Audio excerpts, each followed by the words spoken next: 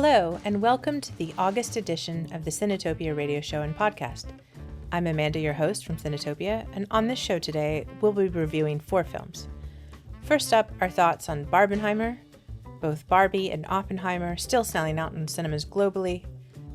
The second part of our show will be our continued coverage of the Edinburgh International Film Festival, which starts this week in Edinburgh. We'll be reviewing 2 films that are part of the festival, the first being Passages, directed by Ira Sachs, which will screen Saturday the 19th of August at EHFM, as well as AFIRE, directed by Christian Petzold, screening on the 22nd. It's a great month for cinema in Edinburgh and beyond, so stay tuned for it all.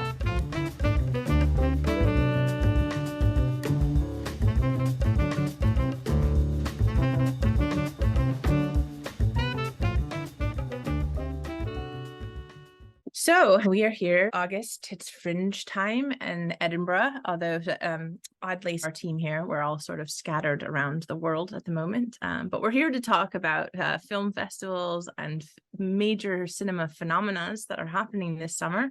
And I'm here with Garry and Jim. So Jim, have you been? It's been a while. We've chatted a couple months ago. Yeah, not bad. I finally managed to get to the cinema.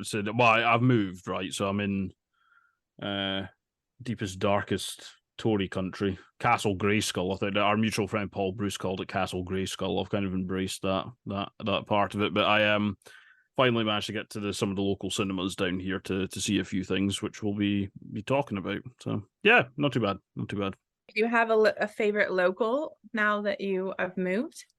Not really, not yet. Well, I've got one that I think potentially, but I haven't actually made it to it yet. I nearly went to a baby and carer screening of Asteroid City with my daughter, but unfortunately the screening was like right in her nap time, and she's of that age where I don't think she would have fallen quietly asleep. I think it would have been an issue, so I'm going to wait on that one. Yeah, well, it is quite a film in lots of parts, but yeah, no, it totally makes sense. And we're back with Garry. Garry, how have you been? Yeah, I'm really good. Thanks, Amanda. Thanks for having me on. Just in the midst of Edinburgh Fringe season, so seeing lots of shows. Busy, all go. It's good. Great. And you're both with your respective organizations covering, as well as Cinetopia today, the Edinburgh International Festival, correct? Film Festival, sorry. Yep, I'll be covering it for Cinema Perspective. We have a couple of interviews coming up, but yeah, it looks like a really good lineup. What about you, Jim? Yeah, so a couple of things myself. So we're going to talk about Passages on the show. I saw that at Sundance earlier in the year. So I've got a written review of that, which will come out around about the time this airs. So if you're already listening to this, you can go to takeonecinema.net and probably have a look at it. AFIRE, probably that as well, and then some other writers at Take One have covered some of the other stuff that's playing. So Connor Lightbody has a review of Femme, Past Lives I'll talk a wee bit about later, but he's also written a review of that. So there's quite a few kicking around, and we'll probably have folk on the ground there seeing things and writing a little bit about stuff that we haven't been able to cover in advance. But yeah, we've got a few things covered in advance, and it's looking like a good festival. It's good to see it. We'll talk about this more later, but I think it's a good looking festival. Maybe smaller than previous years, but I think they've done pretty well with it. Great, yeah, and then as you mentioned, we'll be fully talking about the film festival on the second half or the second part of this show. But just for those who don't get that far, it's this week. So if you're listening to us on EHFM Live, it's the 18th to the 23rd of August, and it's happening in collaboration with the Edinburgh International Festival, and all the other festivals obviously are happening this month in Edinburgh. So it's big season, but we're focusing on film here as we do. But something big and massive happened in film news. And the big thing we'll start with is Barbenheimer. We're a little late to the game. I realize this because I think it was about 3 or 4 weeks ago that over one weekend, 2 massive big films came out, and one of them has made over $1 billion. The other one I think is 600 million. So that's Barbie and Oppenheimer. Yeah, did you both see Barbie and Oppenheimer? Firstly, and we'll get into reviewing each one. But secondly, did you watch them in any sort of order, and or did you watch them on their own? Did you follow the craze of doing them together? So I think in a previous life I probably would have done the whole Barbenheimer thing, right? And I don't know which one I would have seen first. The idiosyncrasies and time management of parenthood meant I did not manage to do that this time. So I saw Oppenheimer first, few days after it came out. And then fortunately my in-laws are visiting from the States, so me and Rachel managed to go see Barbie about a week after that, something like that. So I saw Oppenheimer first, and then Barbie, which I think, watching them on the same day, I don't think that's the order to go for. I think if you're watching on the same date, and I think you maybe go with the lighter one first, otherwise, we'll get into the respective tones of each film, but, I'm not really sure going from Oppenheimer into Barbie is maybe the vibe that I'd be looking for, to be perfectly honest, but yeah. I think people warned that that didn't work really well, although there was a Guardian piece about whatever you do not do that, but I tend to disagree with that particular person on a regular basis. But Garry, how about you? Did you see Barbie and Oppenheimer all on one weekend? I didn't either. I'm kind of the same as Jem. I would have probably thrown myself into a day of both screenings in one day before, but work and things got in the way. So I saw Barbie on opening night, saw that first, went along with my wife, and we were dressed in pink, got our photos taken in the Barbie boxes, did the whole thing. Really enjoyed it, and then I saw Oppenheimer, I think, the following Tuesday. So I did it in that order, and then I saw Oppenheimer again the following week because one of my friends wanted to see it, and he was going in IMAX.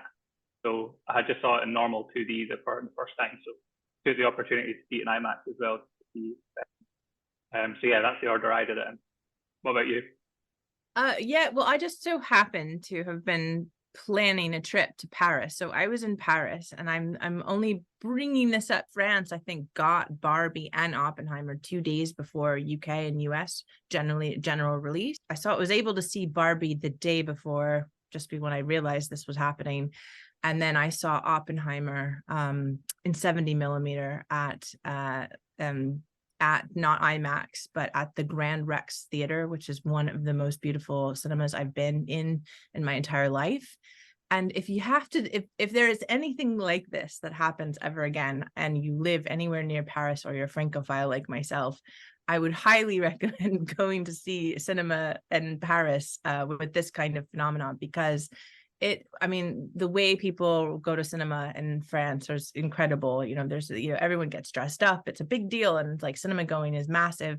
The theater I was in for this Oppenheimer was 2,800 capacity, and the lines were like 4 blocks long all the way around to get in. I thought we were going to like an Elton John concert or something like that. I can't quite decide whether this sounds amazing or unbearable. Well, at first I was a bit nervous because I have all these particulars now, and I guess maybe I'm just getting older, and I've been to so many cinemas and so many films in the cinema that I like the certain seats, and I was just, there was a bit apprehension of, am I going to be stuck in the middle of a bunch of people? Is it going to be hot? It was very hot in general, like in Paris at the time. So, but it was phenomenal. Both screenings were absolutely phenomenal. I do recommend the Barbie first, and then Oppenheimer. I think that fits well, it's a good order. But definitely, if you ever take a trip to Paris, and there's a big film on, go to the cinema with the Parisians. They know how to watch films, and it was an incredible experience. And I will go to both of those cinemas again. But it was also just really amazing to see every time you walked by. There's so many cinemas, independent cinemas, big, like multiplex cinemas in Paris. But just everyone was in massive lines, all weekend watching these films. So it really felt exciting.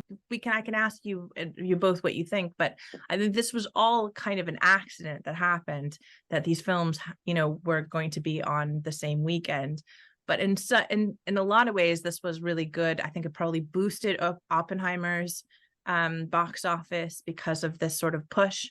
And it certainly boosted, I mean, certainly the money was already put into the marketing for Barbie, but, you know, I did real good things for cinema. And I think it brought a lot of positive energy back into the idea of going to the cinema. People who had not been to the cinema in years came. How do you guys feel about that? Yeah, I'd agree with that. I think I find it quite remarkable, actually, right? Because I think, especially since the pandemic, I haven't really seen cinemas like that, to be honest. Now, admittedly, part of this is I'm a massive misanthrope, and I try to go to the cinema at times when it's not busy, right? So, you know, you do need to factor that into my analysis here. But I think the last time I saw cinemas kind of genuinely busy in the UK was probably, so I've got my timelines right here. It was probably Spider-Man No Way Home, right? There was a lot of people going to see that. And then before that, I think the last Daniel Craig Bond film was pretty popular, right? But I didn't see anything like this. I mean, like, so the night I went to see Barbie, I think I went to see it on a Wednesday night. The reason I ended up seeing it on the Wednesday night is because it was sold out on the Tuesday night, which is when I was originally going to go, right? And that's, you know, and we're talking about, it was a local multiplex I went to. We're not talking about a small screen here. It was a big screen. You know, so I mean, that's remarkable. Like that being sold out on a, you know, in the middle of the week. And even Oppenheimer before that, it was, you know, and it was a few days after release, and I went at you know, a midweek showing in the evening, and it was, and, you know, I mean, I live in the southeast of England now, so these cinema tickets are not bloody cheap, let me tell you. But there were a lot of people at that screening, and I think it's, you know, in terms of kind of like the volume of people going to the screens, it's good to see, right? I haven't really seen that since, you know, pre-pandemic, and maybe, you know, something like, I don't know, even like The Dark Knight or something like that is the last time I remember seeing that many people kind of like actually crowding into the cinema. So I think it's good, right? You know, I mean, as I say, massive misanthrope. I don't know how into I am with kind of like, you know, the dressing up in pink and standing in Barbie boxes and all the rest of it. But, you know, whatever. People are having fun. People are having fun going to the cinema, right? And that's good to see, right? Because there's been a lot about, you know, how good is the cinema, streaming. You know, there's a lot of conversation around that, particularly in Edinburgh, actually, with the, you know, in the wake of the film house closure and all the rest of it. It's like, what role does cinema have? But it does show that, you know, you get a film that appeals, and we'll talk about the relative merits of each film shortly, I'm sure. But yeah, it was good. It was good to see. I like to see people going to the cinema because I like cinema. I want to talk to people about cinema, right? So, and you can only do that if people go to the bloody cinema. So, you know. Yeah, I can kind of echo what you both said. It's great to see so many sellout screenings, not even in the opening weekend, but into the following week. And even when I saw Oppenheimer the second time in IMAX, and that was like almost 2 weeks since it had come out. Yeah, I think it was really great. I was out with friends maybe a week after they all came out, and so many of my friends who don't usually go to the cinema very often were all, either they had seen them both or they'd seen one, and it was great having that discussion with friends or like colleagues at work. Like, it was felt very much part of like the conversation that week, that everybody, even if they're not into film, knew about Barbie and Oppenheimer coming out the same day. Yeah, I think it's great for cinema, and they're both really good films as well. Yeah, long may it continue. And I think, like you said, Jim, I don't think there's been a big release. I'm trying to think of, like, probably, like you said, felt like an event in the way that like a new James Bond film kind of feels like an event in the UK.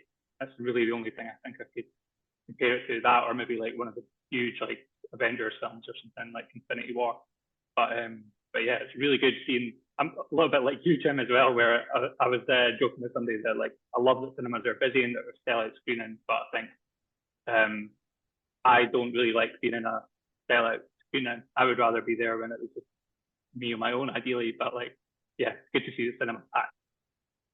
Well, I love them both. I really love going to the cinema by myself and two people being in the cinema, because it feels like my own space. But there's this energy about seeing particular films, and, you know, especially like blockbuster films, or films that, you know, are quite like intense or fun or funny, or in the case of Barbie, I think that really fits, where being with other people and hearing their laughs and sort of hearing people respond, people clapping when, I mean, people were clapping at the beginning of these films.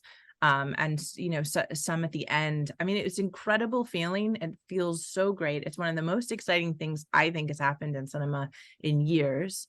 And that's due to the, I mean, like we said, there's so many depressing things that we constantly have heard, specifically in Edinburgh, but like all over the world, about cinemas closing, about COVID or dwindling numbers.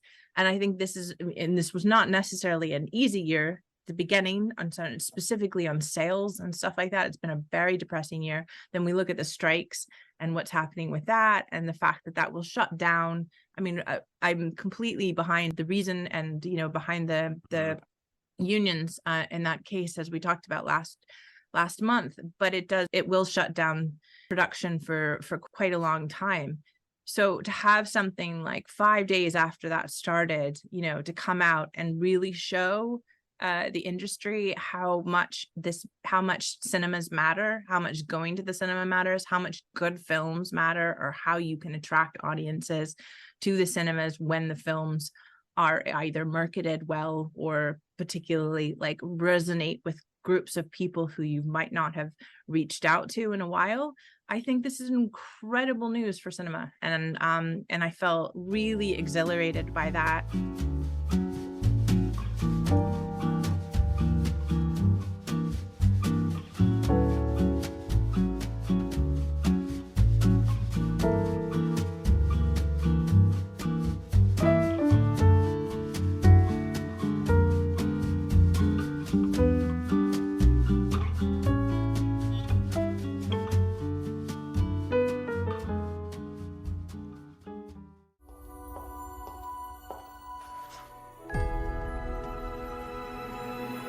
Hey, Barbie.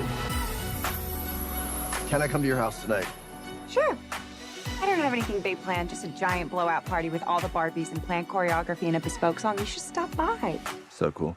You can find me under the lights, diamonds under my eyes. This is the best day ever. It is the best day ever. So is yesterday, and so is tomorrow, and every day from now until forever. Do you guys ever think about dying? All right, so we're going to review the two films that are currently still out and still selling out Jim's cinema, starting with Barbie, because we think that's the good order. You should do Barbenheimer if you so choose to do it and haven't. Garry, tell us about this film. Yeah, so Barbie is the third film by director Greta Gerwig, who she's written this one with her husband Noah Baumbach. And yeah, it's about the iconic toy of Barbie. Barbie is played by Margot Robbie, and the film picks up the story in Barbie land, where everything seems fantastic. And when Barbie suddenly has some dark thoughts, her and Ken, who's played by Ryan Gosling, have to go to the real world to figure out to try and reconnect with the child who controls her Barbie. So that's kind of the synopsis of it. I loved it. I think it was I think the production design, first of all, is incredible. I think the attention to details just second to none. I think like Greta Gerwig is just I don't know, I guess maybe she's just like at an age where she got the right messaging across around like what Barbie means to the world and to her and to other people. And yeah, I just think it was funny. The songs were great. I think Ryan Gosling was exceptional as Ken.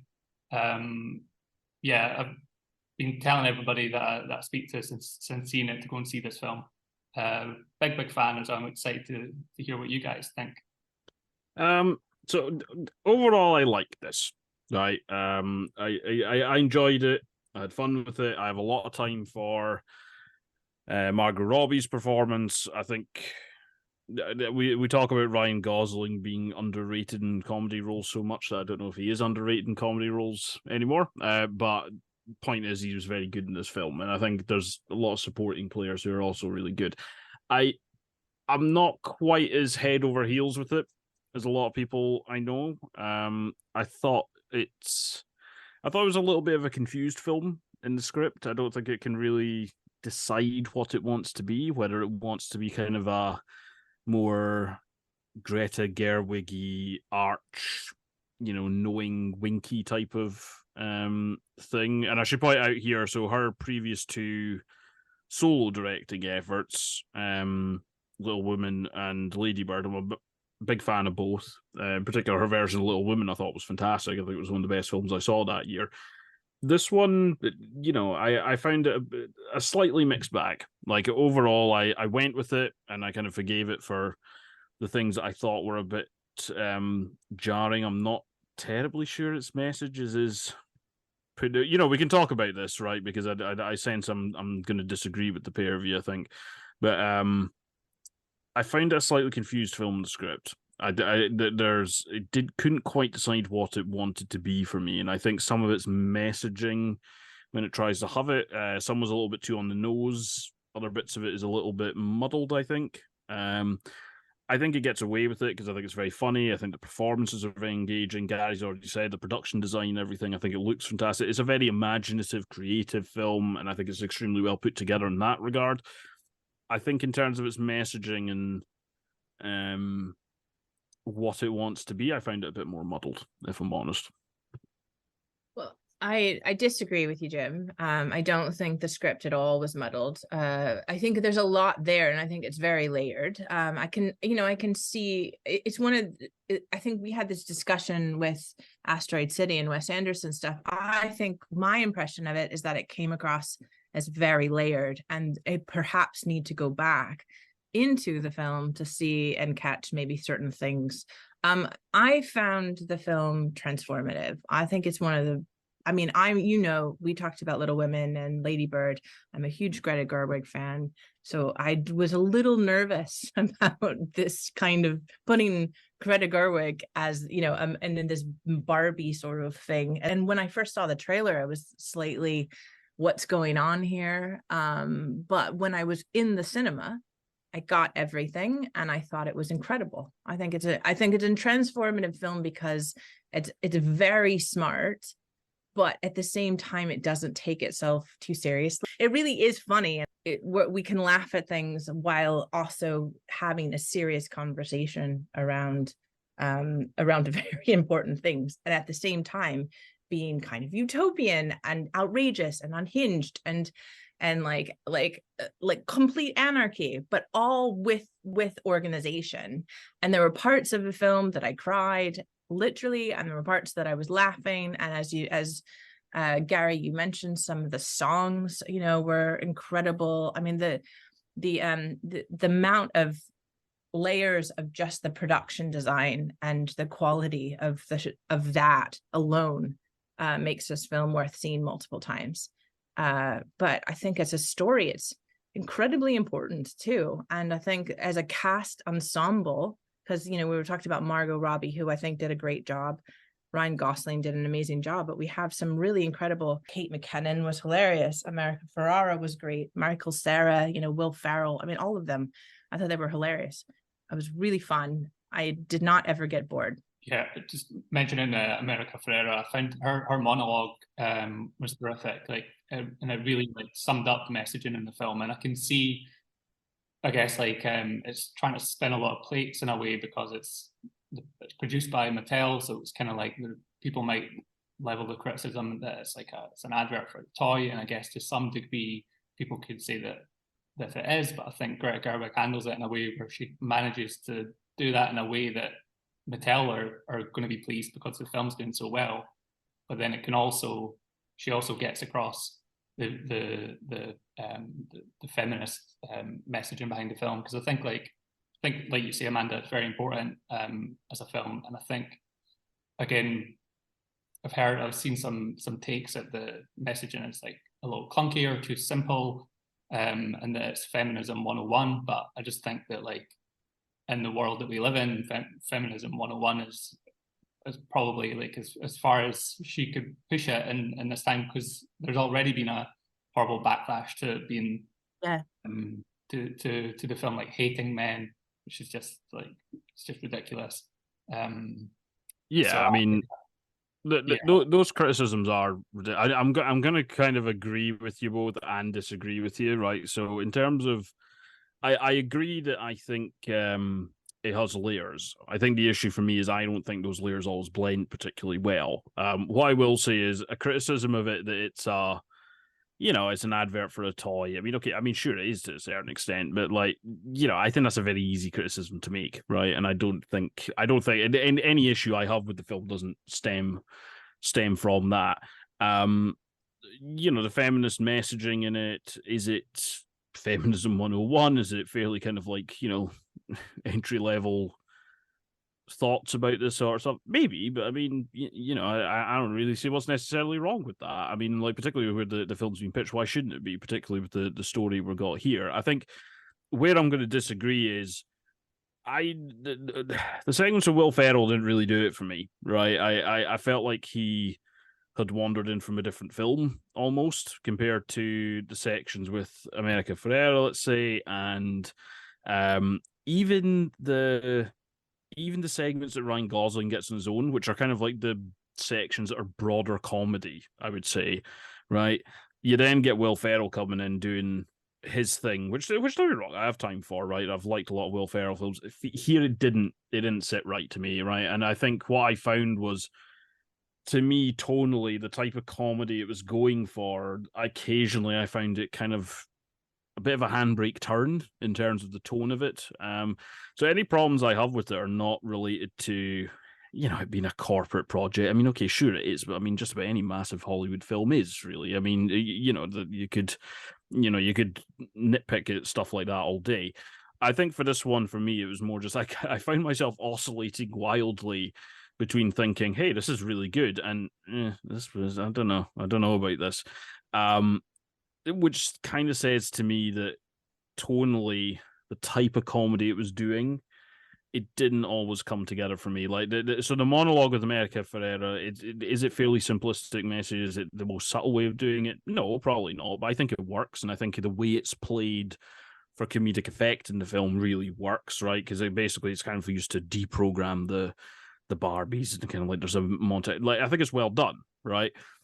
That to me, as kind of like straightforwardly put as it is, it feels like a different film to the one that Will Ferrell was in. It feels like a different film to even kind of like some of the early scenes in the film. And that's not to say that the film doesn't evolve correctly, because much like a little bit with Little Woman, I thought it had a bit of a rocky start, and then it kind of comes back full circle, and I think it works really well. And the opening of Barbie, I found myself thinking, I don't know how I'm going to feel about this. But then she calls back to it absolutely magnificently. So there's bits that work. I'm just not, for me, I don't think those layers always blended. I think there's a different version of this film in a parallel universe where maybe it's got less targets and it managed to blend them together or something. I don't quite know. But for me, it just didn't always kind of flow as well as I would have hoped, I think.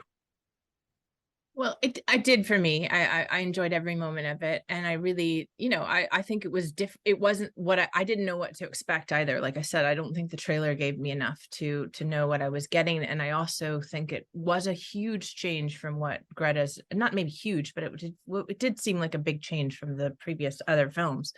But I think she knocked it out of the park in so many ways. And I think the other thing is that this was specifically targeted as for everyone, and I think that seeing how many people have kept coming out to this film, people are responding to it, all different ages. Everyone is responding to it. I mean, some people, like yourself, Jim, are saying, yeah, wasn't really for me, it wasn't my favorite film or whatever, but it's incredible how much positive response people have been giving this film.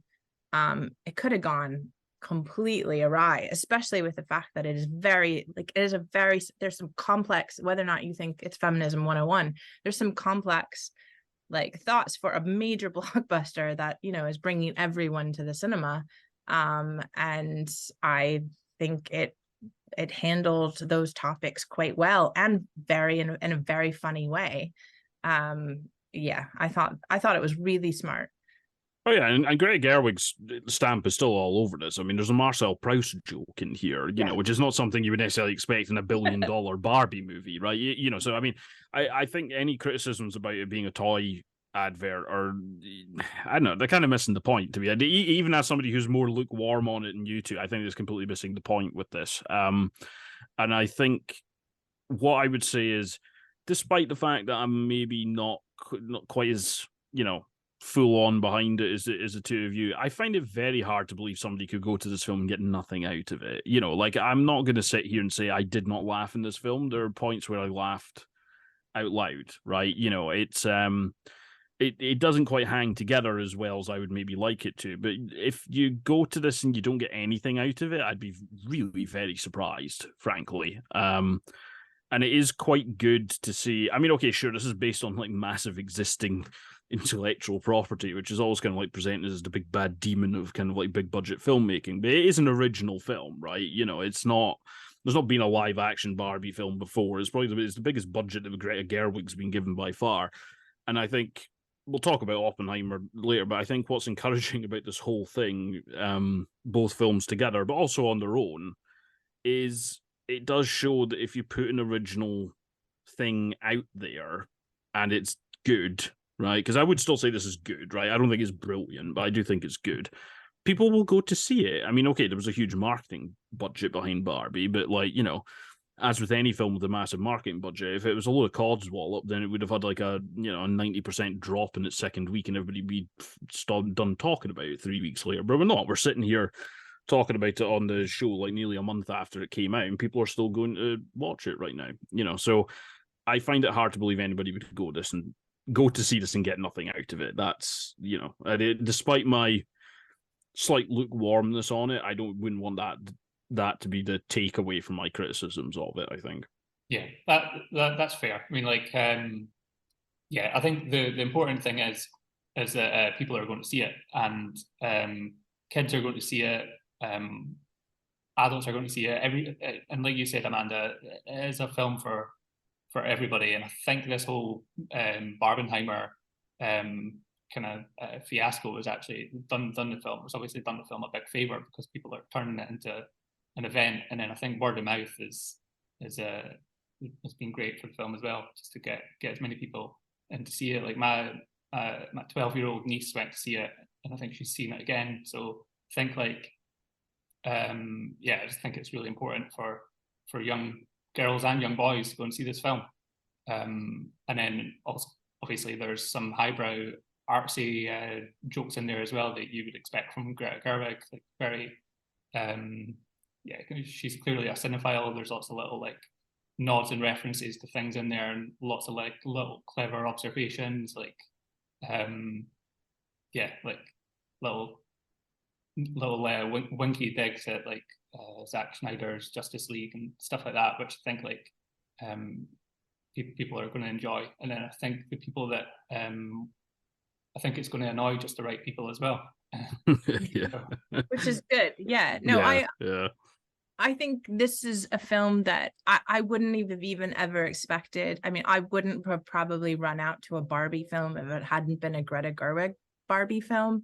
And, you know, and specifically, you know, Greta in her interviews, I think it was Simon Mayo or something, she said, I want to make this Barbie film. I wasn't going to make any other Barbie film. And it, you know, it was because that Mattel dealt with this history and this complex situation of this doll, you know, that has, you know, obviously has complex history, and that they put it in the right hands, and then they market it like crazy. I think the budget for marketing was $150 million US dollars, and the production $145 million.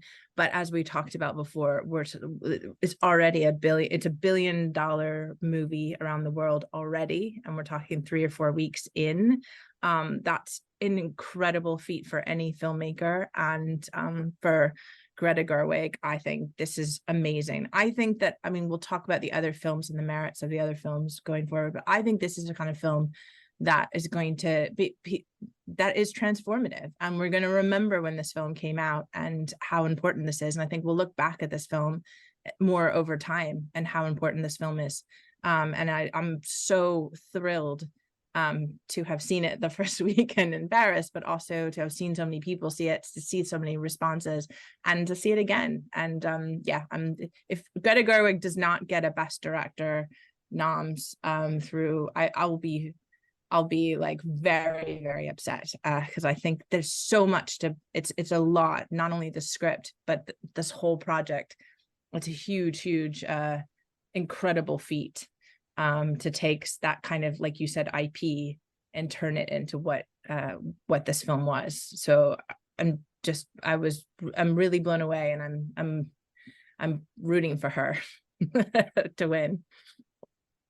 As am I, and I'll just I know there's been a lot of talk about Ryan Gosling being pushed as a supporting actor candidate, and just touching upon like what you'd said earlier, Jim, about that he's underrated in comedy. It's something that I can't get my head around, people thinking that he's underrated in comedy, because I think like he's one of my favorite actors, and he can do everything as far as I can see. He can do romance, he can do sci-fi stuff, he can do comedy. Like, such a big fan of things like The Nice Guys, or like his role in The Big Short. And I think even in the films that he's in that aren't necessarily comedies, he's just got like a comedic energy to him that I think Greta Gerwig does a great job of like getting that out of him. And I think there's not that many actors that could have put themselves in that film and played Ken the way that he did. So I think he was terrific. And I think it's also like one of Margot Robbie's best films as well. She was brilliant too. So it'll be interesting to see what kind of life this has moving into award season. I'm sure we'll talk about that nearer the time. Yeah, I think that people are talking about Ryan, but I do think I agree with you, Gary, that Margot Robbie's role in this was really good and really important to keep pointing out, as well as the person who took on the project originally, brought in Greta and kind of pitched this as $1 billion movie, and it happened. So I think you have to sort of look at the entire team who puts a film like this together, they hit it out of the ballpark, for me, in my opinion. I mean.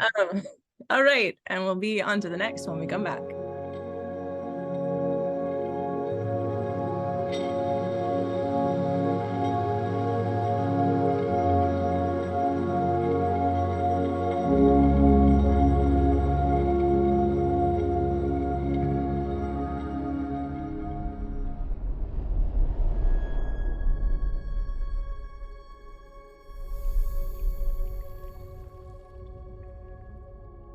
We imagine a future, and our imaginings horrify us.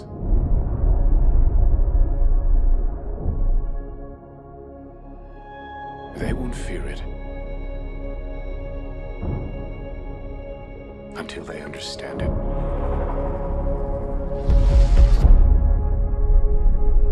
And they won't understand it until they've used it.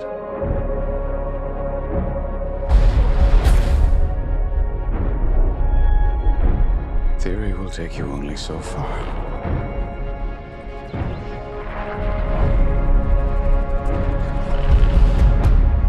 I don't know if we can be trusted with such a weapon. But we have no choice. All right, so the second half of Barbenheimer Phenomena, still in cinemas right now, is Oppenheimer, and Jim is going to talk about this film as well. So Oppenheimer is the latest film from Christopher Nolan of, the Dark Knight trilogy fame, primarily Inception. Most recent film was Tenet, which was one of the very few films to be going out in cinemas in the autumn of 2020.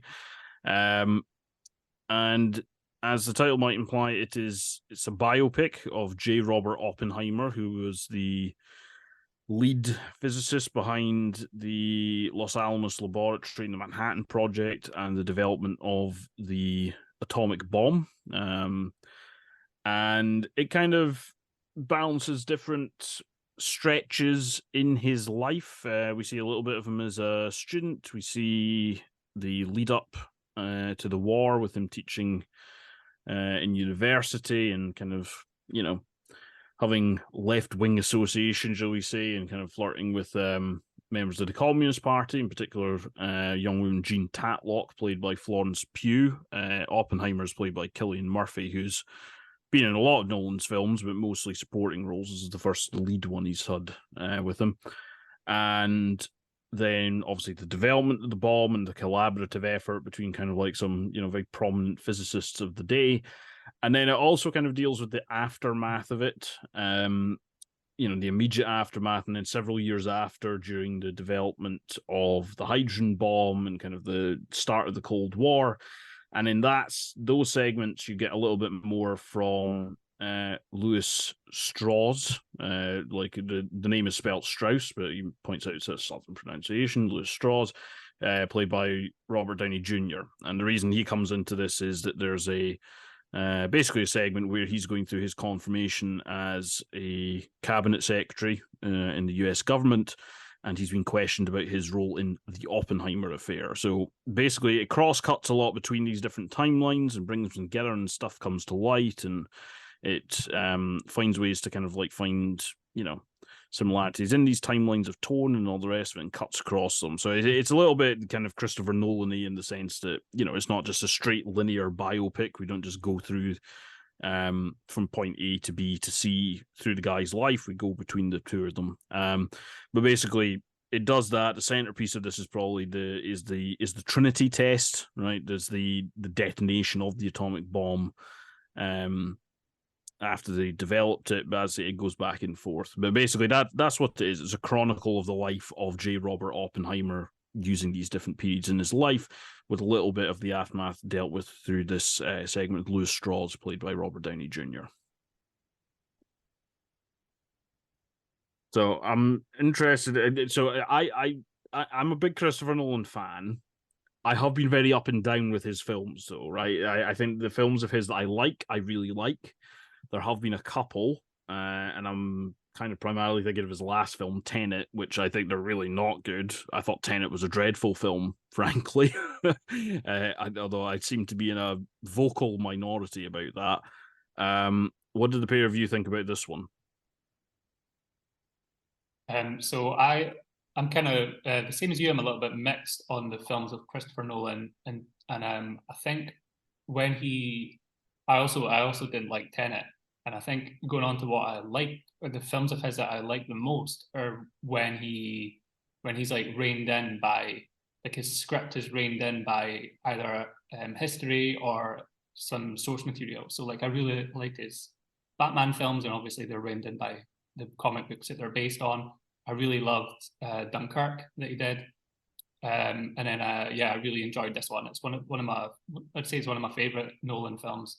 And it's big and it's bold and it's intricate the way that he tells his story, but it's never so crazy that it becomes confusing or far-fetched in the way that some of his kind of more sciencey films, like mind-bending films, do. I really enjoyed this. I think there's so much going on in it, and there's so many people in it. It's got such a huge cast, and every 20 minutes there's Florence Pugh, there's Casey Affleck, Gary Oldman turns up for a scene. So it's got a phenomenal cast. I thought Cillian Murphy was terrific. I'm a huge fan of his anyway, from his work on Peaky Blinders and his other film work that he's done over the years. But like you say, this is definitely by far his biggest film role. I think I would say it's kind of less. I think going into a film about the birth of the atomic bomb, the film itself is a little bit less explosive than you might think. It's a lot of just men talking in rooms, followed by men talking in rooms, followed by men talking in rooms. But I think for a film about that, it's a very, very good one.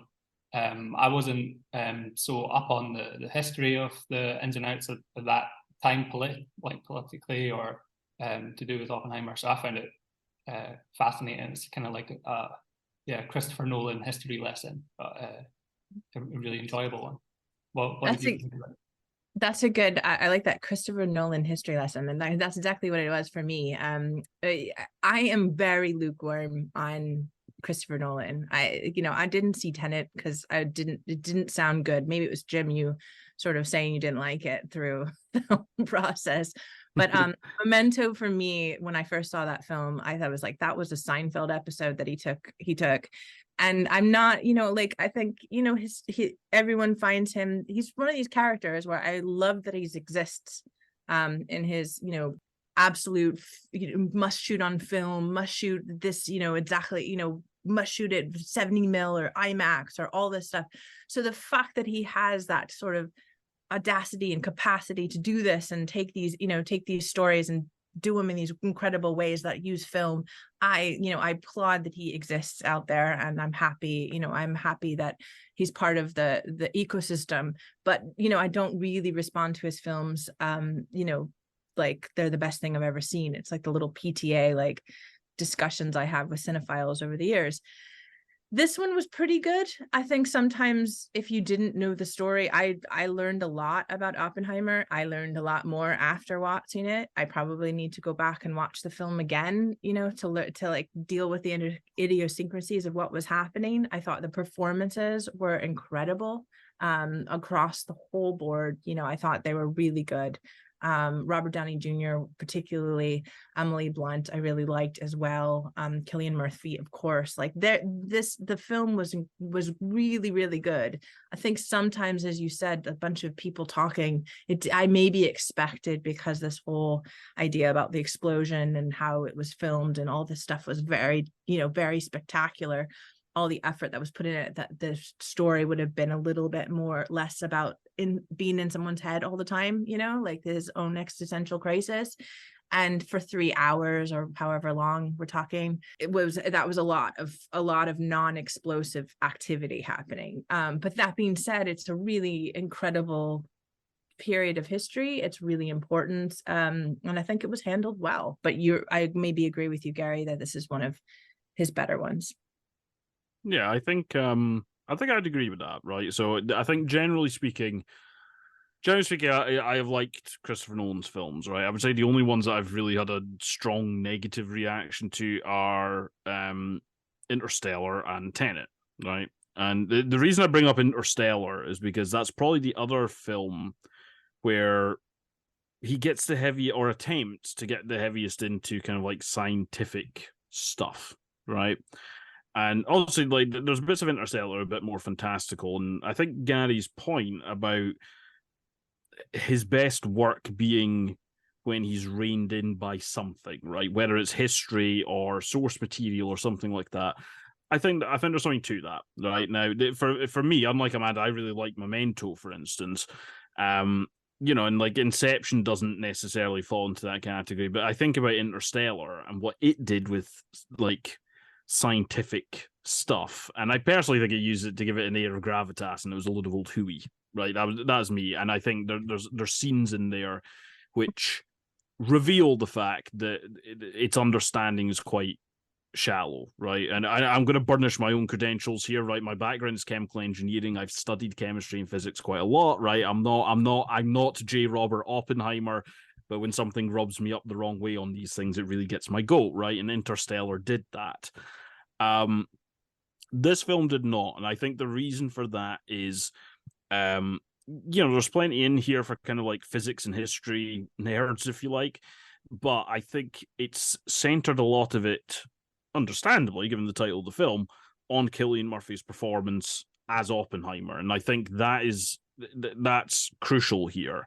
And I think the other thing is the management of time here. I think what's interesting, when people go on about Christopher Nolan's management of time, right? The go-to things in these examples are probably going to end up being Tenet, right?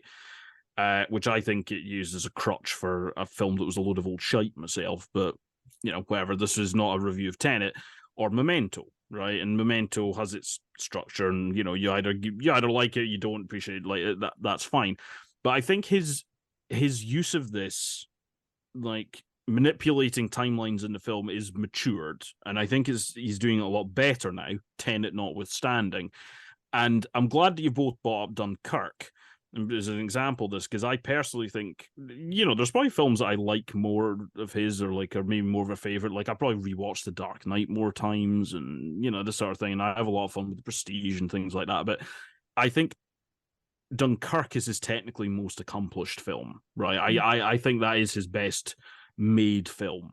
I don't think this is far behind, and I think in both films it's the management of time that really gives it its sense of momentum and what it's building towards. And in the case of Oppenheimer, it's interesting that so little of it actually factors on the explosion, right? And I think that, to Amanda's point, right, there was a lot of marketing stuff like, oh, he didn't use CGI, he's filmed it practically, blah blah blah. But I think what's quite actually good about the use of the explosion is because it's cutting between these different timelines quite a lot, it lends that same sense of urgency and import to these other things, right? So to talk to the point about kind of like a load of men sitting around talking rooms, it is, right? But if this was to be dealt with in a kind of like classically linear way, the way you might do with a kind of like more traditional dull biopic, right? Some of these scenes would be as boring as shit, frankly. I mean, like, let's not beat around the bush here. They would be. But because they're going back and forth between kind of like this rush to develop it, the explosion, the aftermath, and it does reveal stuff as it goes along, particularly about Robert Downey Jr.'s character, Louis Strauss, who's not a man I knew anything about before this film. It does lend that same sense of momentum, urgency, and import to all of these events. And I think that comes together when you get to the end of it, right? Because at the end of the film, right, and this isn't much of a spoiler, it's probably fairly obvious, the end of the film is not chronologically the last point in what we see depicted in the film, right? And I think it's the idea that this is all one whole thing and you need to look at it as an important series of events together. I think it really does that superbly. I think it's a superbly made film in that regard, and I think in that sense it's interesting that it's the same editor. It's the same, well, obviously it's the same director and Chris Nolan, but it's the same editor that he had for Tenet, because for Tenet it really didn't work for me, but this one, it really, really works superbly in my view. It's not a perfect film, right? And I'm not going to go too much into kind of like some of my minor issues with it. Like, I think one of the issues that I have with Christopher Nolan's scripts, right, I think he puts films together technically very well. They're not always, they have their clunky moments, and I think Alden Ehrenreich plays like an advisor to Robert Downey Jr.'s character, and I think he's firing out softball questions that allow the plot to get laid out, and I think it works for what the film needs it to do. But it's, I think in a lot of the Nolan fanboyism, some of these things kind of get glossed over. It's not, it's not the best in that sense. I think there's also a little bit too much gazing at kind of the stars of physics. Like Kenneth Branagh shows up and this is Niels Bohr, right? And I'm in a position where I know who Niels Bohr is, right? But you don't know who Niels Bohr is, right? Which, frankly, I don't know why. Like, anybody who hasn't studied physics, I don't know why you would know who Niels Bohr is. Like, you'd be thinking, like, why are we so excited about this dude played by Kenneth Branagh? Like, what's the deal? Like, because he's in it for all of about 2 scenes, but he's built up massively. And I think unless you kind of, have him as some part of it or go into it, it's, and then Heisenberg shows up as a, ancillary character, and I don't mean to be uncharitable, but I think if you say the word Heisenberg, most people probably think of Breaking Bad these days rather than the actual physicist. There's little bits like that where I've criticized other films for this not meaning anything to you unless you have that background, otherwise it's completely pointless within the film. This does have a couple of moments like that. I think the thing is, it has such momentum and relentlessness that it doesn't really matter. It kind of moves on swiftly from it. But I think, if you're looking at this film as a whole, I think you'd be remiss not to. I think I'd be remiss not to mention the fact that it's not a perfect film, but I think it's constructed so well that its flaws kind of are very quickly moved on from. And I think it focuses mainly on that central performance, and that central performance from Cillian Murphy is superb. I think I agree with you a lot on that it's technically really like well put together. Also, I think that the geekiness around the, you know, the details of all the people you've mentioned is in one part why it's hard to completely understand, because I felt that way, where I was like, who are all these people in the room, you know, and unless I knew more about it, I, you know, it became a bit confusing, and why I would want to watch it again. But on the other hand, I read it's one of the most historically accurate, you know, portrayals of this, you know, this story, and probably just like it's a very historically accurate biopic. And it would be somebody like Nolan, who's very obsessed with, you know, making sure, and maybe because of Interstellar, he needed to go do a lot more research in this case. And then maybe that's why it also takes so long, you know, here and there. But I also agree with you on the time frame, or moving back from the time. And it annoyed me less than even, like I said, with Asteroid City and Wes Anderson, where we jumped back and forth with the black and white and the color and stuff like that. In this case, I thought it worked well, and it kept me sort of understanding where we were in time. And I thought it was actually quite useful as a narrative structure. All of that is like great improvements for Christopher Nolan, and I would happily go see this again. Yeah, I think it's interesting. As I say, I think this is a very mature film. Right, I think, you know, and it sounds a bit strange to be saying that about a guy who had presumably must be in his 50s now, has been making films for like, you know, 30 odd years or whatever. But it feels like a very accomplished film, and it feels like something which has been put together in exactly the way it needed to be to give it the impact it required, right? And does it have some of the slight inelegancies that, you know, Christopher Nolan's scripts have? Yeah, sure, of course it does. But I think it gets away with them, and I think they're very minor complaints in what is an otherwise extremely effective film. Yeah, I would just to chip in on the way that he handles time in this film. Just to go back to like how in Dunkirk he did the whole splitting it by the land, air, and sea, and I think like you say, Jim, about like some of these scenes without that structure could be quite boring, but the way that he weaves them all together, I found was fascinating, and it's so well constructed and accomplished. And I will just say that I also think it's not a perfect film, and it does have its flaws, and it's kind of got the flaws that have ran through Nolan's films for a while. And I will just say that, like, I think I don't want to take anything away from Emily Blunt and Florence Pugh's performances, but I just think that the way that the characters are written in a way to sort of come, I mean, obviously it's based on a true story, so it can't change the outcome, the fates of the characters. But like, I just think that the way that it's presented, where they're both made victims to kind of further Oppenheimer's arc, I don't know whether they needed to be done in that way. I'd seen the film with my wife, and she came out and said that she kind of felt like it was such a male-dominated film, like the whole men talking in rooms thing, and she was saying, obviously, like, there's women in the film and there's women in his life, and it's a biopic of his life, so they have to be there. But she was like, the way that they treat the women in this film, it's almost like it would have been better. She said, like, there was this point in the film where he's being interrogated and somebody mentions that he's a womanizer, and I think that they could have, like, that was enough to know that he was a womanizer without kind of showing some of this gratuitous stuff in there the way that they did. So I think in some ways he's improving as a filmmaker in the way that he tells his stories, but I think there's still room for improvement in the way that his female characters are written.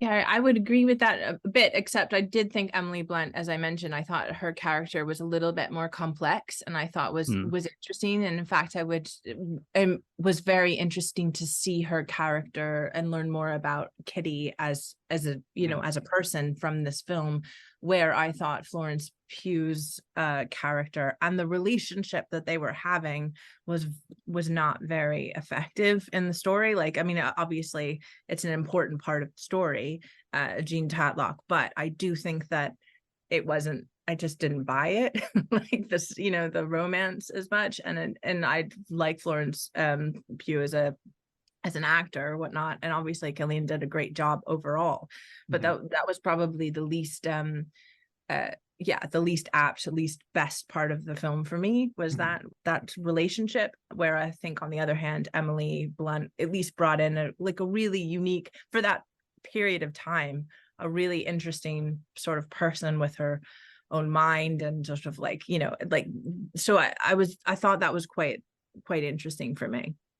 Yeah, I think Emily Blunt is she's really good in the role, but I think and she does get her moments towards the end where there is like a payoff to the kind of the long suffering wife trope that it kind of employs a little bit. But I do think that how many of the men in those rooms would be I don't know, smoking themselves to death or drinking themselves to death, and like it was the 40s and the 50s. It was very much part of the culture then, and I don't know, it kind of grated a little bit that like the one alcohol problem that they show is of course like the one central woman in it, to kind of like level some kind of criticism at her character, where you see the bottle of whiskey falling out of her bag, or you see like the scene where he gets home and she's alone, like drinking in the dark. It's kind of like at that time, I guess, like there would have been like all the characters would have had their vices, but it was just like the way that the film kind of zoned I think in. I mean, we were talking about length, but I think there was a lot missing, and I think you're right. I think maybe that skew on that side, you know, to make that character look that way.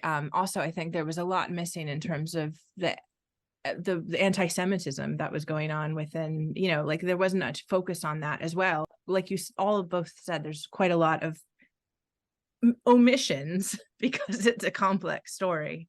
But for something fairly accurate, it's not like Blonde, Marilyn Monroe's biopic, which we all loved, with a huge bit of sarcasm there.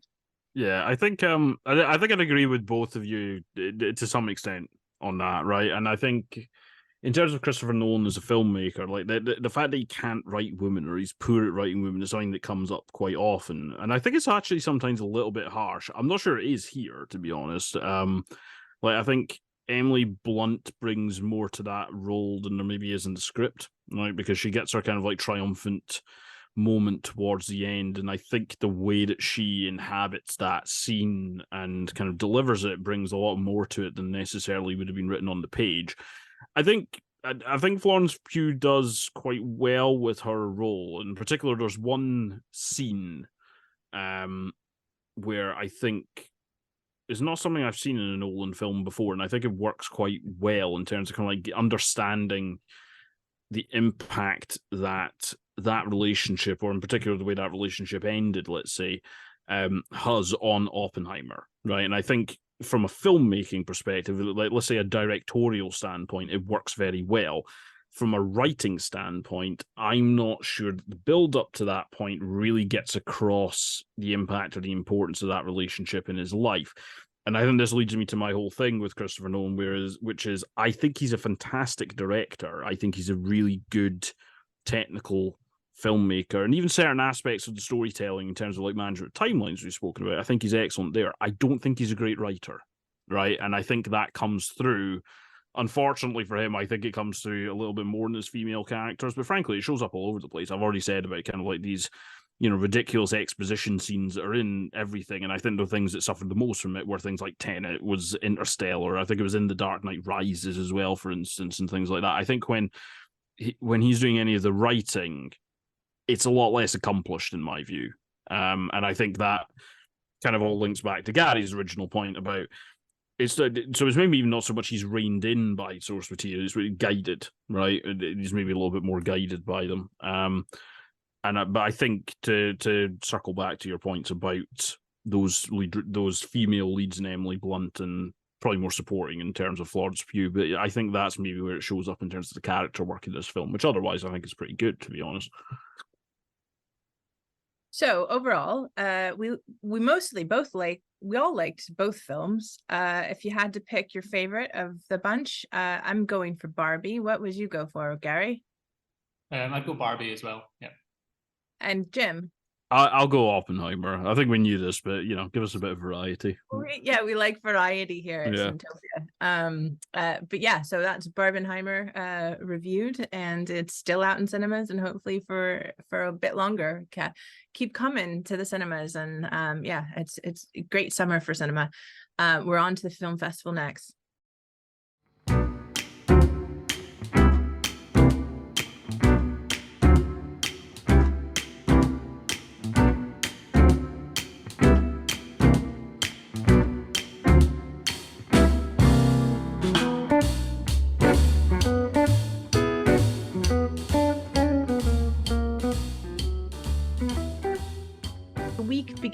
We're at the beginning of the week, and at the end of the week, Edinburgh International Film Festival will be upon us in Edinburgh, and it is from the 18th to the 23rd of August. It's a little shorter this year, as we discussed last month, a little bit more in full.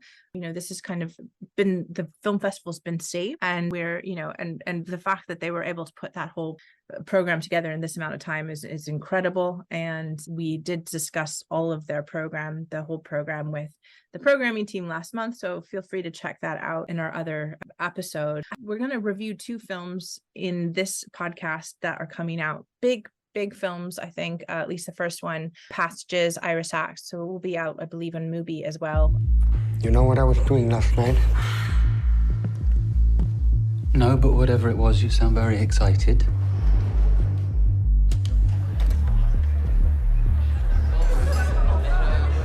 It's my party and my husband doesn't want to dance with me. I'll dance with you.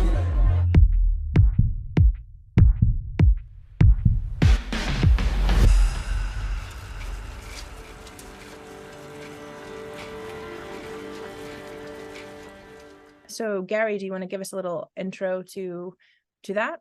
Yes. So Passages. It's the latest film from American director Ira Sachs. It's set in Paris, and it follows a filmmaker called Thomas, played by Franz Rogowski, who is he's married to an artist called Martin, who's played by Ben Whishaw, a gay married couple. And after finishing his latest film, he begins a relationship with a teacher called Agathe, which is played by Adele Exarchopoulos. And then what follows is a kind of a love triangle, but quite a open and honest one. So it's not like he's having an affair, and then they play it along those lines where there's like the big reveal. It's kind of just like he's very open and tells his husband straight away that he slept with a woman the night before, and it's kind of about his psyche, and I guess his relationship with his husband, and then with his girlfriend, and then kind of how we see the different sides of his personality, and then how that plays out for the 3 characters. And yeah, found it was a little different to what I was expecting, because I think, like I just said, I expected it to be a kind of an affair movie, and I know it's been billed as like the horniest film of the year, and so I was going in there with, like, I don't know, high expectations, and it was a film that when I stopped watching, when I finished it first time, I kind of felt like I was a little bit underwhelmed by it. But then in the days that have followed, I've still been thinking about it. I think it's one that I've been thinking about more and more, and I guess I'll watch it again, because there's just something. I think it's interesting, the fact that it's set in Paris, because the director's American, the characters are, so the main character is German, his husband's British, and then his like mistress, if you like, is French. But it's set in Paris, and it feels the way that a French film would feel, in terms of the way that it captures these human emotions and the relationships between the characters. So I found it was interesting that they that's set in Paris. Kind of like a interesting character study. And yeah, what did you think of it, Amanda?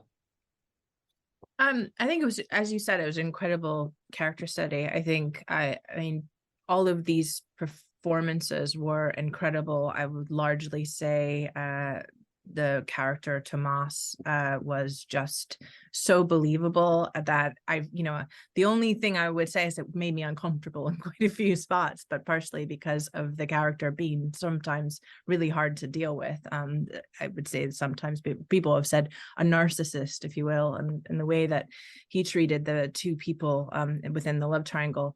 But really, really beautiful the way everything was shot. I think specifically, you mentioned the horniest film of the year. I think some of these scenes that are being talked about is largely in the way that it was shot, the way that it sort of rests and allows sort of, these intimate moments to happen, and for the acting and all that, that to come alive. And it's very powerful and also very painful, and so I think overall the film was really good, writing wise, incredible. And I have to say, I have not seen that much of Ira Sachs before, but it makes me want to see quite a lot more. Yeah, I mean, I'm gonna echo the two of you basically. I thought this was an excellent film, and I think Amanda's point about the writing being superb is really on point. I think for me, the strongest part of the film, which is not to imply any of the other parts are weak, just merely I think the standout element is Franz Rogowski, right? He's an actor that I really, really enjoyed the performances of. And I think primarily before this, I saw him in... Actually, come to think of it, so we're reviewing a Christian Petzold film after this.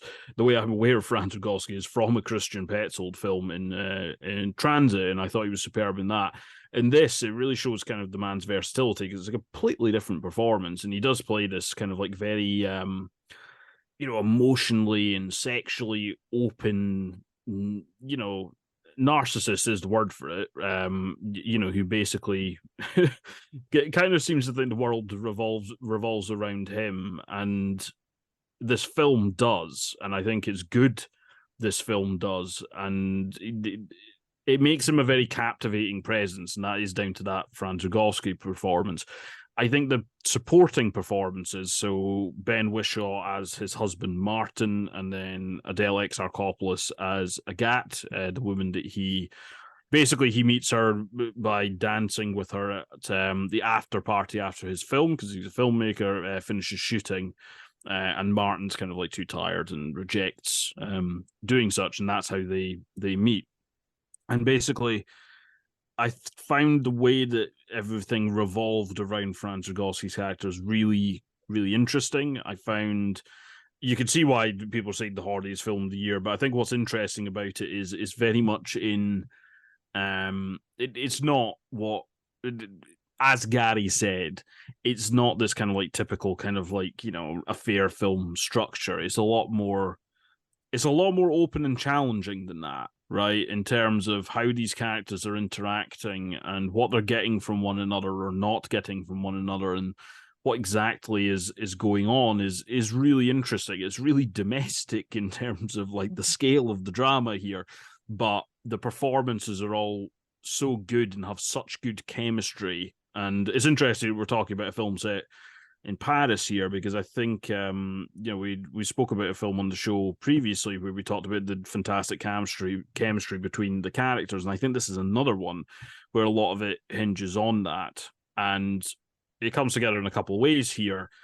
In terms of a lot of the sex scenes here, I think they are really well shot. They're done quite differently between the ones which are put between Franz Rogowski's character and Ben Wishaw's, and then between Rogowski's and Adele Exarchopoulos's. They're done quite differently, but again, it just shows this kind of intense, passionate chemistry, and it really shows kind of like how these people are getting caught up in this, but also how they react differently to it. I think the way that Agathe interacts with Thomas is very different to this a lot weedier performance from Ben Whishaw, and I think you can kind of imagine Ben Whishaw putting in this sort of performance where like there are these flashes of passion, but he knows who he's dealing with, right? Yeah. And the central character, and he's a lot weedier about it. Whereas Agathe, the female character, she doesn't. This is kind of new to her in the same way it is to Thomas, which is obviously why he's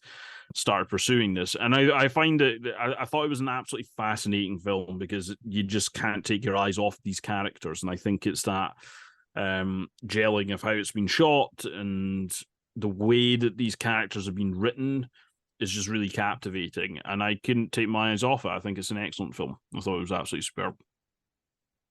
Interesting, just what you're saying there, going back to the sex scenes, because I know that there's always like this discourse that comes up every so often about sex scenes in films and the necessity of sex scenes in films.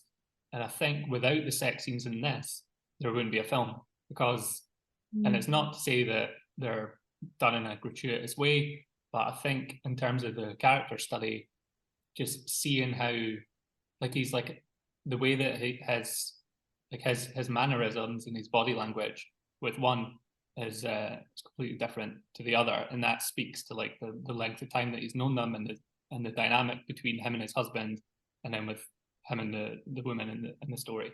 So I think that it's really really does a great job of like using the sex scenes as a way to tell the story of this narcissist, and how he seems to kind of like it can flip between one and the other, and he just tries to pick people up and drop them again when he's bored. And he's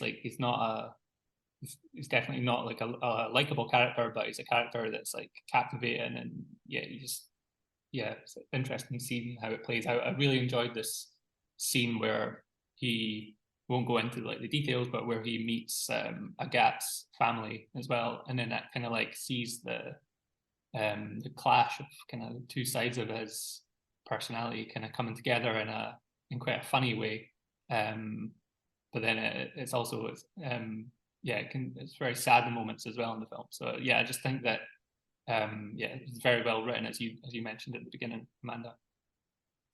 Yeah, and I mean, I agree with you. I think it is in some of those scenes, as you said, the intimate scenes that you see this intimacy, you see the character, relationship, you can see the acting, but it's also the way and the pacing of the film. And I think brought up those two scenes, particularly Garry, that made me think about the fact that I very rarely saw the cameras move or change or whatnot, allowing sort of the scene to happen, and why then it becomes more not claustrophobic, but you know what I mean, more apparent of the great performance, and also more painful, as well, because it's not necessarily a totally happy story. I also would say the music is really good in it as well. So between the diegetic and non-diegetic soundtrack, I think that was really, really lovely, and how that kind of sort of played in the film, and even with the ending as well. So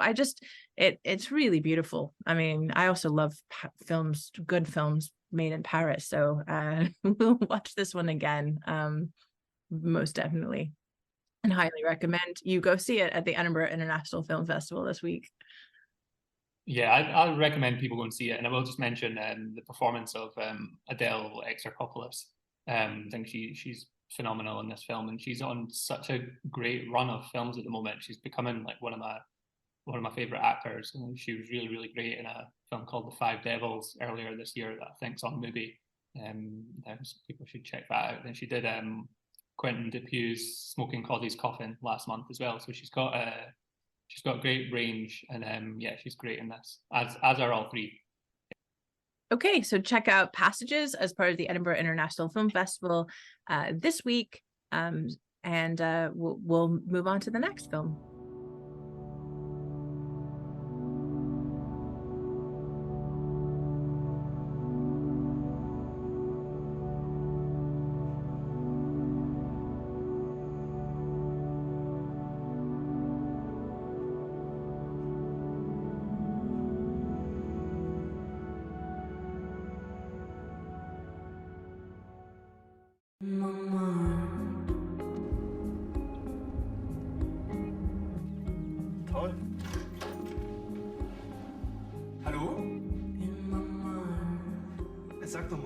Wir werden nicht allein sein. Ich brauche meine Ruhe, meinen eigenen Platz zum Arbeiten. Ich bin nicht eine Arbeitskollegin meiner Mutter. Nadja. Kommst du nicht mit? Nein, wirklich, die Arbeit lässt es nicht zu. Schade. So ein Arschloch, ich bin so ein Arschloch.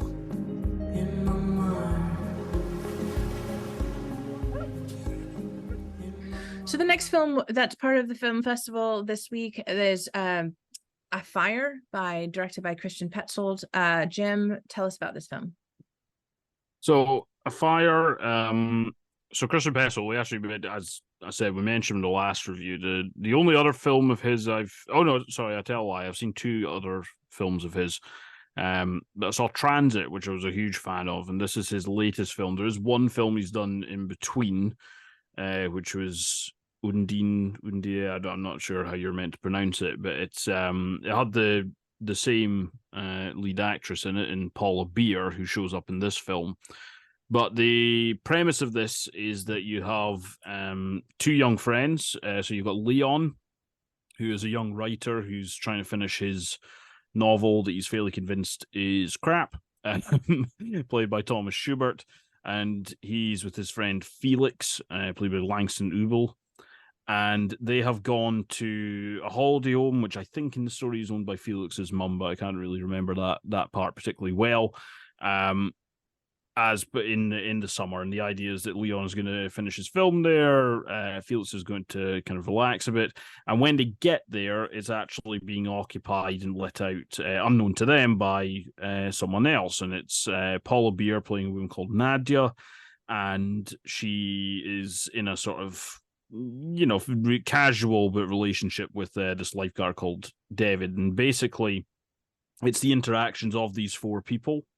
And all their various kind of insecurities, securities, confidences, and all the rest of it, and how they all play up against one another.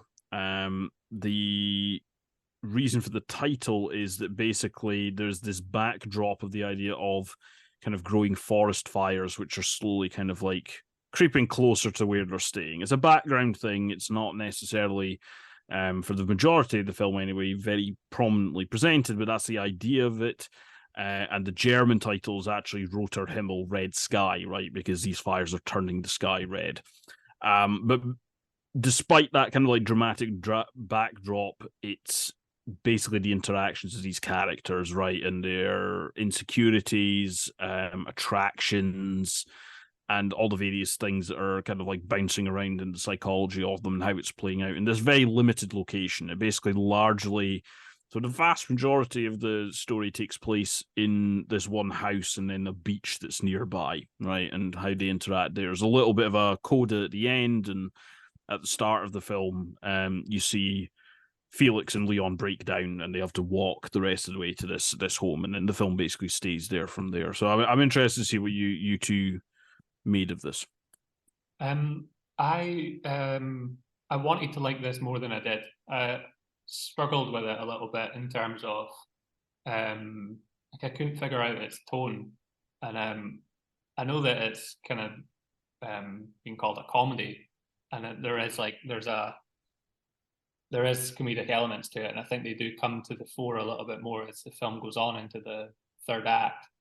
But I just found, I guess, like ties in a little bit. There's a thematic through line with passages, and that the main character is this kind of toxic artist, but Leon is just this kind of self-centered writer who, I don't know, I just didn't find his character I found his character more annoying than interesting. And I don't know, I think like the first hour or so of the film was quite, I don't know, I found it quite dull, quite boring. And then it does kind of take shape a little bit, and then there's the whole forest fires closing in on them towards the end. But again, that's kind of like the ending feels like the ending of a film that doesn't match with the first hour. And I just couldn't really like, a little bit like what you said about Barbie at the beginning of the show. Like, I just feel like the different elements in this film just didn't quite hang together for me.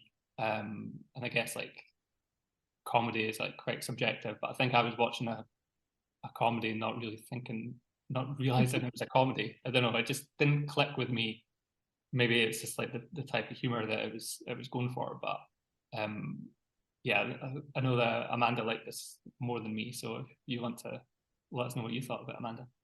Yeah, and I actually agree with you, Gary, that I think I saw a real connection between Passages and AFIRE, partially just that there were quite a few scenes about being on holidays in Europe, and sort of what you do kind of outside of that, period of time when you're like in the city, in the domestic space that is your everyday, and what you do outside of that.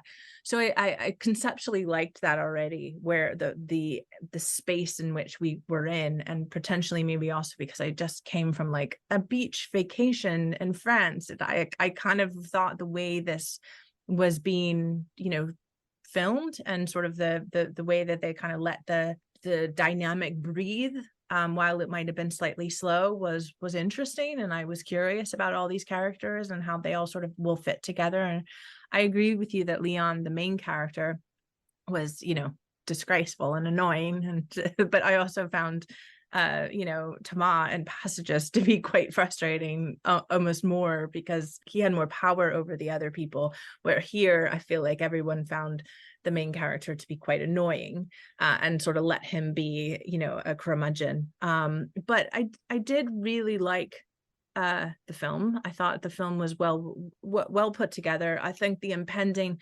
also right now, it feels very like prescient, or like timely with what's going on, in the world with fires, and so I really felt that kind of sort of impending thing happening outside of this very small bubble of a world where they were figuring out these dynamics.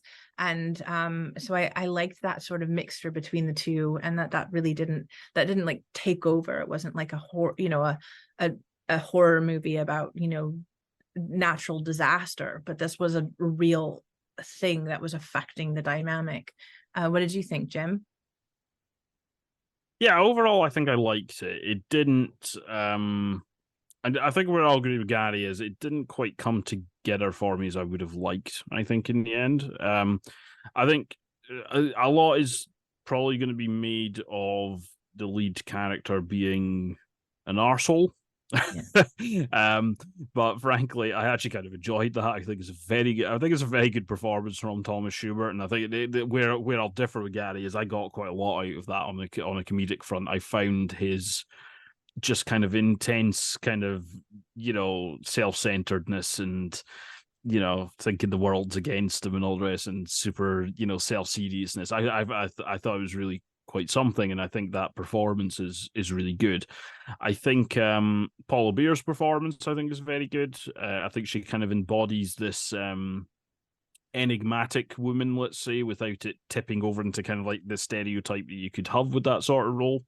So I think there's a lot to like there. I think what I would say is a little bit the story kind of maybe tips a little bit towards the old kind of an artist must suffer for his art type thing. I think it does it a lot better than when I've seen that story before, but it's not necessarily new in that regard.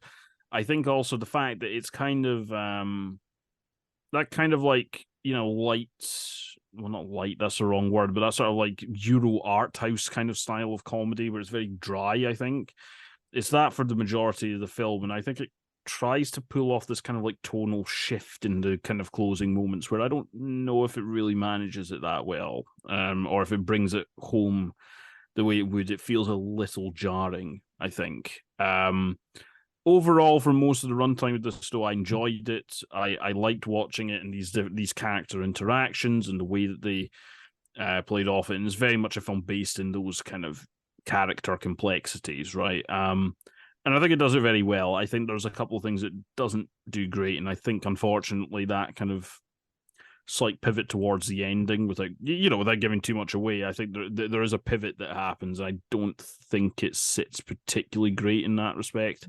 But beyond that, I think there's a lot of things that are really good and really well observed and funny. I think watching Leon, the novelist character, procrastinating when he's meant to be kind of like, this super serious writer, and like watching him just kind of futz about because he doesn't want to confront kind of like his opinions of his own work and this sort of thing. I think that's all fantastically observed. And I think, as I say, that performance really brings that home. So there's a lot I like about it. I don't think it quite came together as well as I would like. And to me, that's a little disappointing because I think Transit, which I think was 2018, I think it came out, one of the best films I saw that year. I thought it was a superb film, and the way it's constructed is intricate and strange and kind of beguiling in a way, and in a way that this film isn't. It's a very different type of film. You wouldn't necessarily expect it to do it in the same way, but I think for what it was obviously trying to do, it just doesn't quite stick the landing as well as I would have liked. Yeah, I could see that from both of what you've said. And I just thought it was very sensory. I agree. Like I often say that I don't understand why French films are called romantic comedies when they're very often depressing or dramas. But I found this more funny than a French romantic comedy, but I wasn't laughing out loud. I think it was more that I saw both of these films sort of together, and they were both sort of character studies and dynamics of relationships, and sort of both have this kind of sensory, slow, muted way of filming, very complex dynamics of relationships, and that I thought both handled that well, and performances were good. Passages certainly was a stronger film than this one, but I enjoyed it. I will just say, not to be all doom and gloom on the film, I will just say that the climate change commentary of kind of rumbling on in the background while these characters just get on with their lives, kind of oblivious to an extent that is going on, is like quite it's quite an interesting way to show it. And I think I don't know, I guess the title makes it seem like it's going to play a bigger part in the story than it does. I just find overall a little bit of a confused film that doesn't quite have the payoff that I was hoping for. But yeah, there's things to like in it, I guess. Maybe I'll rewatch it. Okay, so AFIRE is playing Tuesday, August 22nd at View as part of the Edinburgh International Film Festival. As we said, there's 6 days of films happening, and we've all sort of talked about certain ones. I made a big case for some of the documentaries, particularly Your Fat Friend, and I'm really excited about the idea of the Linda Miles project. So I wish I could be there to see that, which is happening that Saturday. So there's a discussion around Linda Miles, and then there's a work in progress documentary by a friend of mine, Susan Kemp. How about you both? What films have you seen? Would you recommend? Are you looking forward to? What other advice and tips can we give to people when they're looking at this bigger program? So, in terms of kind of like the rest of the program, I haven't necessarily seen a huge amount. One that I have seen, however, is I've been fortunate enough to see Past Lives by Celine Song, which is also playing the festival, and I think it comes out very shortly after the festival. But if you want to see it, I think it's worth catching at the festival. I thought it was excellent. I thought it was a superb film. It's a romantic film about a woman who was born in South Korea, but moved to Canada and then New York. And she's now married, but basically she had this childhood sweetheart who comes to visit her, and her suspicion is that he's come to see her, but he says he's not, and want to reconnect because they kind of attempted a long distance relationship about 12 years after she moved away, and then this section of the film takes 13 years or 12 years after that.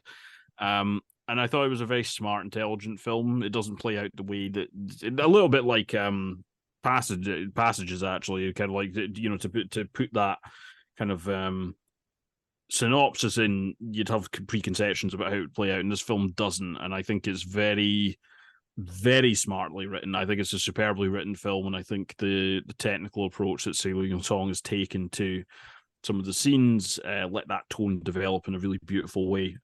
So I would definitely check out the festival. It will come out, I think, with a reasonably wide release, I think, after, if you can't catch it there. But it is playing the festival, and I think if you want to support the festival, that'd be an excellent choice. I think that's a superb film to check out. Great. And Past Lives is playing on Sunday and Monday. So Sunday, the 20th and the 21st of August. Garry? Yeah, I'm very much looking forward to Past Lives. I'll be there on Sunday night to see that. In terms of things I've seen already, I've watched Femme the other night, which I found very interesting. It's this story of two men who kind of live their lives disguising who they really are, and then their paths cross at the beginning of the film in quite a violent way, and then the paths cross again, and the film kind of plays with the changing dynamic between the two guys. George Mackay, who we usually see as these like nice guy parts and things like Sunshine and Leith and Pride, he's playing a real piece of work in this one. He's all tattoos and swagger and toxic masculinity. So it was interesting seeing him in a role that kind of goes against his usual type. So I would recommend that one for his performance. I've also seen Scrapper, which is the debut of Charlotte Regan, that's showing as part of the strand of outdoor screenings at the festival. So I think that's on Saturday the 19th at 6 p.m. and it's a pay what you can screening. I think it comes out in cinemas a couple of weeks later, but that one's really good. It's about it's a father and daughter story, like a young dad with like maybe like a 10-year-old daughter. It's kind of like got shades of on the surface level, it's got shades of After Sun in that. It's a story about a dad and a daughter, and it's a debut film by a director called Charlotte. So there's like these little parallels. But yeah, in terms of the tone and the way that it's plays out, they're very different films. But I would recommend Scrapper. I think there's a good mix of like these kind of big hypey releases in terms of like Passages and Past Lives, and then there's also kind of lower key Scottish films. There's a couple that I'm interested in seeing. One of which is the Strange Case of Dr. Jekyll and Mr. Hyde, which is the cinema version of a production that started off as a stage production at the Leith Theatre. I think it started as a kind of hybrid cinema stage production. I'm not quite sure how that worked, but I'm interested to see how that translates to the big screen. And there's a young Scottish actor, well, I'll say young, he's maybe like in his mid-20s, called Lauren MacDonald, who I thought was really good a couple of years ago in a film called Beats. He's got one of the leading roles in this, so I'm interested to see that. There's also a thriller called Kill. It's another Scottish thriller set in the Scottish Highlands, I think. So that looks good. So yeah, a good mix of things in the program, and it's all bunched into 6 days, but something for everyone, I'm sure. Yeah, absolutely. And, check out everything you can. They're having outdoor cinema as well. I think there's some interesting pricing structure on that. But I did just notice that Ira Sachs is actually speaking with the program director, Kate, as part of the book festival meets film festival on Sunday, the 20th as well. So there's a few salons where you can meet some of the filmmakers. And if you check out the website, it's through Edinburgh International Festival this year.